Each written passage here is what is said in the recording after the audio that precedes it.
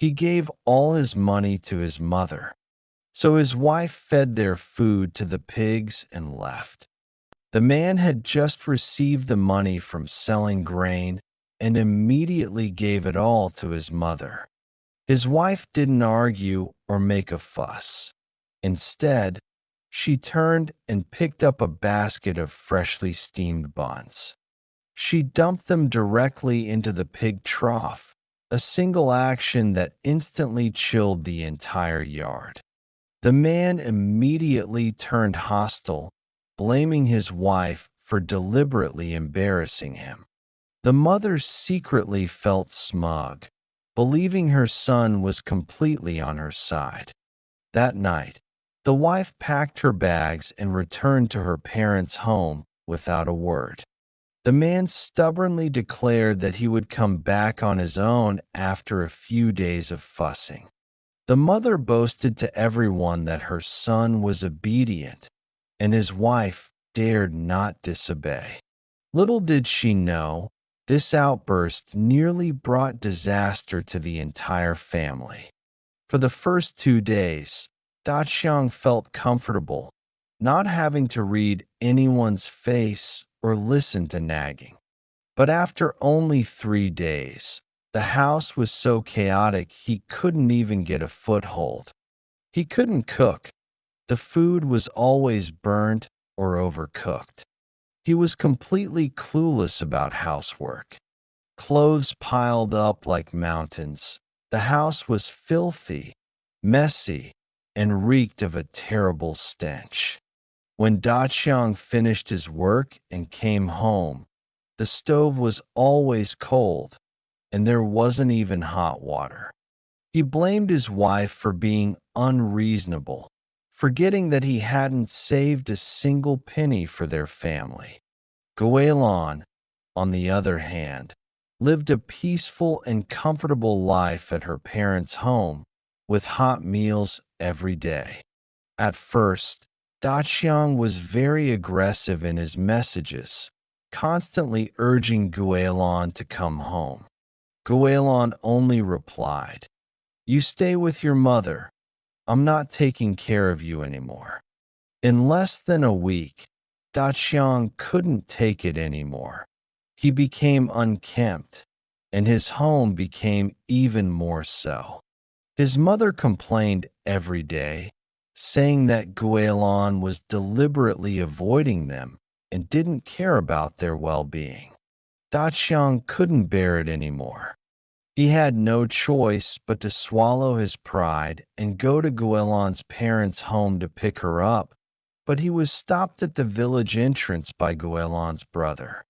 Guilin wouldn't even see him, only sending a message through someone telling him not to waste his time. He said he only cared about his mother, not his family, and going back would be pointless. Daqiang returned home dejected, and life became increasingly unbearable. He went to his parents' home again and again, pleading with them, but Guilin wouldn't budge. His mother also came to visit, her words implying that Guilin was stingy and narrow-minded. Guilin refused to see them, not wanting to waste any more words on them. A few days later, Daqiang went to work in the fields, slipped, and fell hard. His legs swelled up so badly that he couldn't walk, work, or earn money. He lay in bed, unable to move, with no one to cook for him or buy him medicine, and the pain kept him awake at night. His mother only cried and complained about her miserable life, but refused to give him a single penny. Daqiang asked his mother for his wages to pay for medical treatment, but she held on to them tightly, saying it was his retirement money and no one could touch it. For the first time, Daqiang was utterly heartbroken. He went to his relatives to borrow money, but everyone knew he had given all his money to his mother, and no one would lend him any. The relatives all advised him that this wasn't filial piety, but rather excessive filial piety, and that he was ruining his family. In the middle of the night, his mother sneaked in, asking him to coax Guelon into giving him his dowry money for medical treatment. He repeatedly emphasized that he would not touch a single penny of his retirement money. Daqiang finally saw clearly that his mother only cared about money and had no regard for his life or death. His heart turned to ice, and his years of filial impiety finally came to a head. Daqiang ignored his mother's words, forcing himself to get up and, with a limp, boil water and cook, his leg aching so badly he was covered in sweat. His mother wouldn't help, instead constantly berating him for being useless. Looking at his desolate home, Daqiang remembered the hot meals Guilin was eating, and for the first time, his eyes welled up with tears. To make matters worse, before his leg had healed, the family donkey fell ill. The doctor said it would cost money to treat it, and when Daqiang begged his mother for money again, she still refused. Daqiang was utterly desperate, but also completely awakened, knowing he couldn't continue his foolish ways. He limped to Guilin's parents' house, and at the door, he knelt down with a thud, weeping uncontrollably, saying he was wrong, that he was utterly devastated. He vowed never to give all his money to his mother again, and never to be filial again. Seeing his disheveled state, Guilin simply said, "What you lack isn't a wife, it's a conscience." But Guilin didn't truly abandon the family. She first used her own money to hire a doctor to save the old donkey. It wasn't that he didn't hate, but he was clear-headed and couldn't stand by and watch his family fall apart.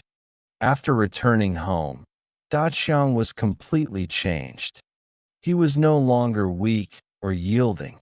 He confronted his mother directly, demanding either money to hire someone or that she only provide for his basic needs from now on. His mother threw a tantrum, threatening to report him for filial impiety in the village, trying to force him to submit. But this time, Daqiang was determined. No matter how much his mother protested, he wouldn't budge. Seeing his true resolve, his mother became frightened and reluctantly handed over all her money. Everyone thought Daqiang would prioritize himself and his mother, but he made an unexpected choice. He didn't keep a single penny, giving all the money to Guilin.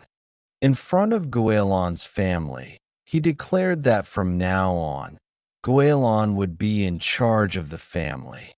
Seeing his genuine remorse, Guilin finally agreed to go home with him. Once home, Guilin didn't argue or make a scene, nor did she bring up past grievances. She first changed Daqiang's dressings and treated his leg, then tidied the house, getting their life back on track. He continued to serve his mother meals and water, showing generosity and tolerance, fulfilling all his duties. His mother, seeing Guilin's demeanor, felt both ashamed and guilty, and dared not interfere in the young couple's affairs again. Daqiang finally understood that Guilin's past theft wasn't impulsive, but rather a sign of a broken heart. From then on, he prioritized his family before his parents, remaining calm and clear-headed. With husband and wife of one mind, mutual understanding, and respect for boundaries, the home was harmonious. With a wife who wasn't heartbroken, the family's wealth wouldn't dissipate and their lives would flourish.